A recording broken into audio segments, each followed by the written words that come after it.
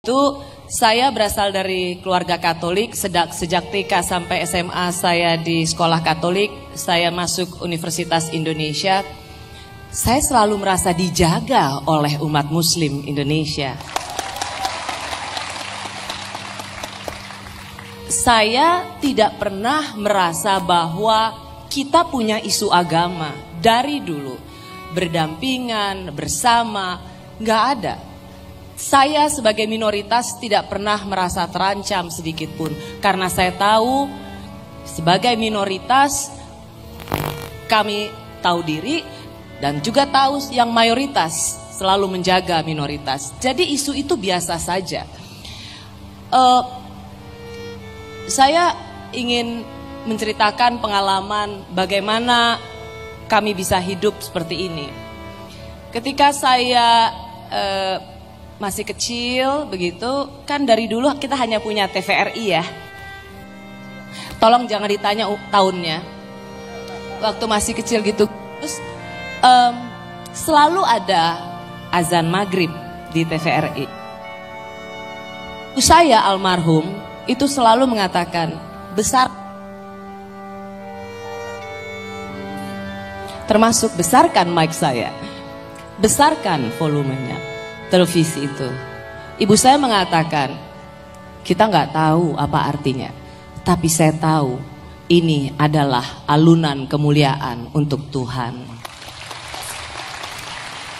Jadi kami sudah diajarkan bahwa kita hidup itu tidak sendiri, kita berbeda dan tidak ada yang salah dengan perbedaan itu.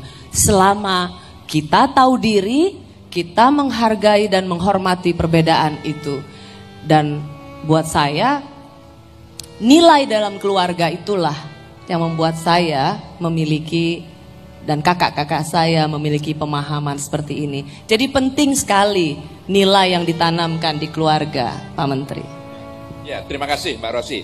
Jadi selama ini sama sekali tidak merasakan sebagai bagian dari minoritas, begitu ya? Justru merasa dijaga oleh. Saya merasa begitu. Dan sampai sekarang, sampai saat ini seperti itu dirasakan. Ya, jadi begini, dengan era sosial media, kita mendengar banyak, oh ada begini, ada begitu. Buat saya, kita menyaring sendiri gitu. Mana sih yang benar, mana sih yang nggak benar. Buat saya begini, setiap agama pasti ada orang ngaconya, Pak Menteri. Mau agama apapun itu, pasti nggak mungkin. Apakah itu orang Kristen, apakah orang Katolik, apakah itu umat Muslim dan lain sebagainya. Karena ini kan bukan tentang agamanya, ini tentang pemeluk agamanya. Dan itu bisa saja berbeda satu sama lain. Buat saya, kalaupun ada seperti itu di sosial media, itu biasa saja. Itu tidak mengganggu pandangan saya dan penghormatan saya pada umat Muslim pada umumnya. Dan saya mau bilang begini, Indonesia adalah negara demokrasi dengan populasi Muslim terbesar di dunia.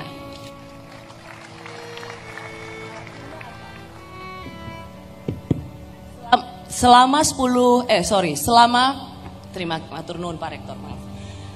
20 tahun reformasi dari masa Orde Baru yang tadi diceritakan oleh Gusmus masuk ke era reformasi saat ini, kita punya banyak PR, kita punya banyak kendala. Tetapi selama 20 tahun ini, Indonesia telah membuktikan sebagai contoh masyarakat Muslim dengan sistem demokrasi yang terbaik di dunia.